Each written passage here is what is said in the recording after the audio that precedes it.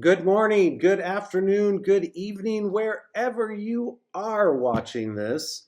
If you're watching this, today is Tuesday, June 17th. We're right smack in the middle of June, and it is time for our weekly moment of encouragement. Every Tuesday, we do this, talking to you live from the Presbyterian Church of Broomfield. We want to do this to give you help as you're going through your week and things like that. So I hope these are helpful. I know they're much shorter than a sermon, so many people tune in. Okay, first some announcements. First of all, this Sunday, the 22nd of June, we are having our second Q&A session regarding the amendments that were recently passed by the PCUSA. We're going to hear from you. What do you think about this? What questions do you have? How does that affect us? And a nice open discussion about that. We'll answer as many as we can.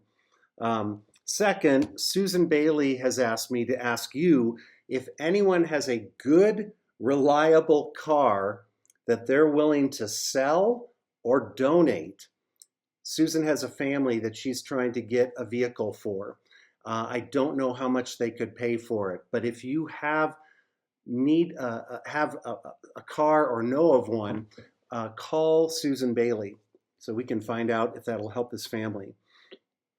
We also have on the 28th a retreat for all session members and all deacons. We're required at least once a year to have a meeting of all of those officers, and we're doing ours on the 28th. There'll be some information in the bulletin about that. And then not this Sunday, but next Sunday is the 29th, and that's the fifth Sunday. And as you know, on the fifth Sunday, we have one service at 9:30, and then we have a potluck lunch. What we have to do, that's all that's different, is that right at the end of the 9:30 service, we are going to call a congregational meeting.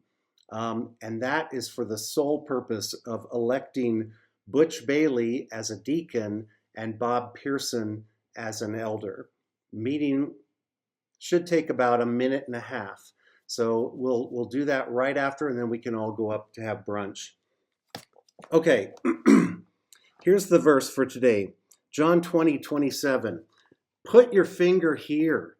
See my hands. Reach out your hand and put it into my side. Stop doubting and believe. Now, I don't know if you've heard this, but a couple of times I've run into people that you're talking about the resurrection, or you're talking about the virgin birth, or you're talking about something that's hard to grasp, and your friends will say, I'm just not sure about that. Okay, that's a humble and gracious position to take. And I can see why it's happening. But 5 years from then, if they're still saying, I'm just not sure about that, I think you've chosen doubt as your answer, as opposed to believing what Scripture says. Doubt is in, right? We embrace doubt. We look at it as a virtue. It feels authentic, right? We think it's actually a prerequisite for respect. Having doubt is honest and good and sincere, and it makes you look really, really humble. And the people that you're supposed to be worried about are those with strong convictions, right? Many Christians I know, I think, have settled for I just don't know, and I'm going to stay here. I'm going to have this kind of laid back doubt in my life. And I appreciate humility, but conviction isn't the enemy, my friends. Pride is the enemy. Arrogance is the enemy. And enter Jesus, who we don't doubt. He's totally sincere. He's totally gracious. But doubt, I don't think he holds in high esteem. He says, stop doubting and believe.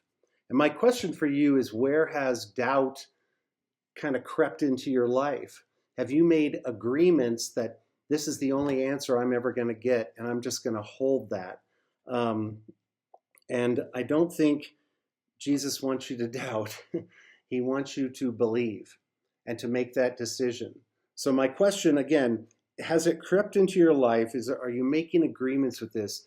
Can you take that to the Lord? Say, Lord, I doubt these things. I'm being totally honest with you, God. I don't know if this is true. Would you help my unbelief so that I can see that I can let doubt go and be believing and following you? Jesus says, stop doubting and believe. So what does that look like for you? Hey, have a great week. I'll talk to you soon.